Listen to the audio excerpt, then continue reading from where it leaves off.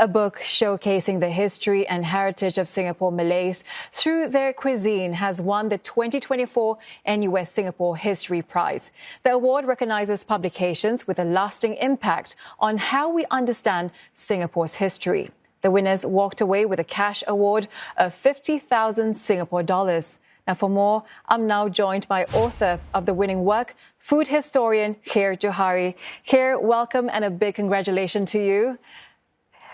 Tell us, Khir. Thank you, Shahida. Thank you for having me. You set out on this project 14 years ago, Khir. Tell us what inspired you to use food as a gateway to trace the history and heritage of Singapore Malays. Well, I started off by wanting to tell the story about Singapore Malay food, but I cannot tell that story without also telling the history, geography, and culture of the Singapore Malays.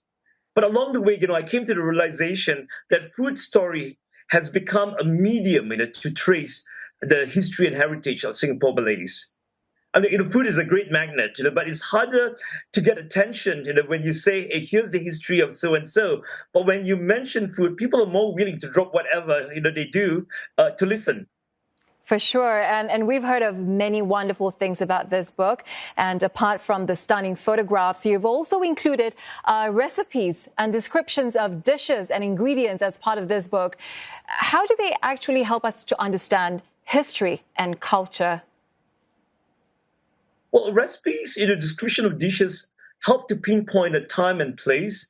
It helps to tell us about the social practices and value system of a time. And the etymology of names also alludes to its origin. I mean, take laksa, for example.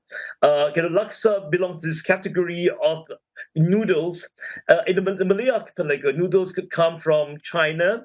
We call it mee. That's from the southern Minang dialect. It could come from Siam, hence we have mee Siam, and it could also be laksa, which has a Persian origin.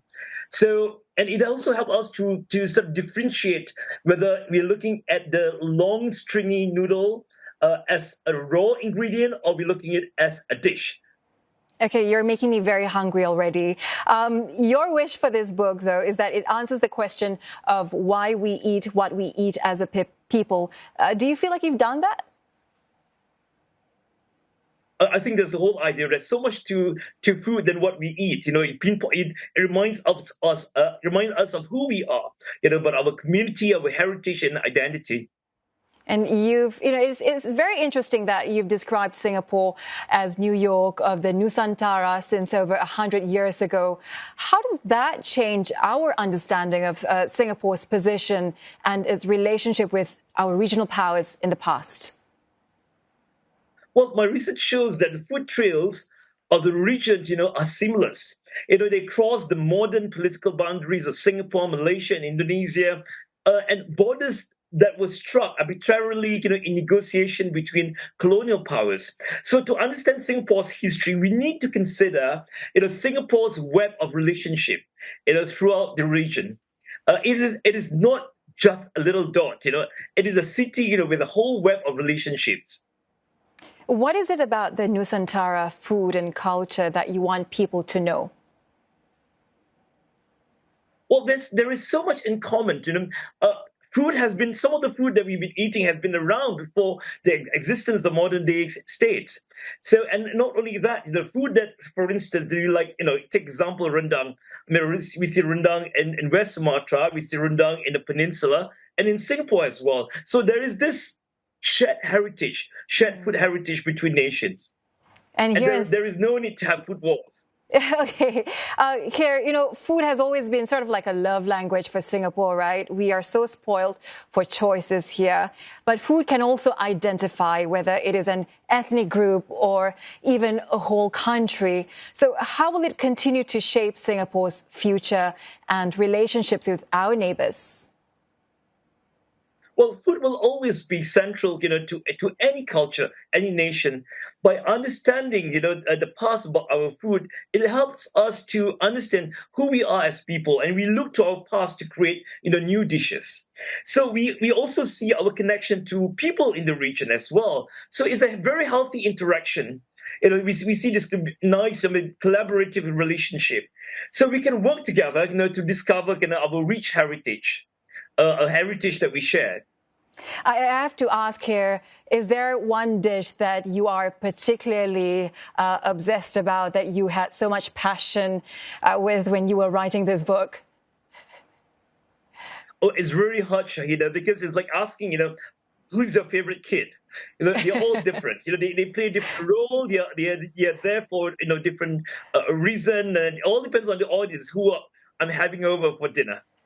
Okay, okay. Before you go, Khir, you have already given us a foodie's guide of sorts, and we know you've been very busy with dialogues by Khir Johari. Give us a taste of what is brewing next for you.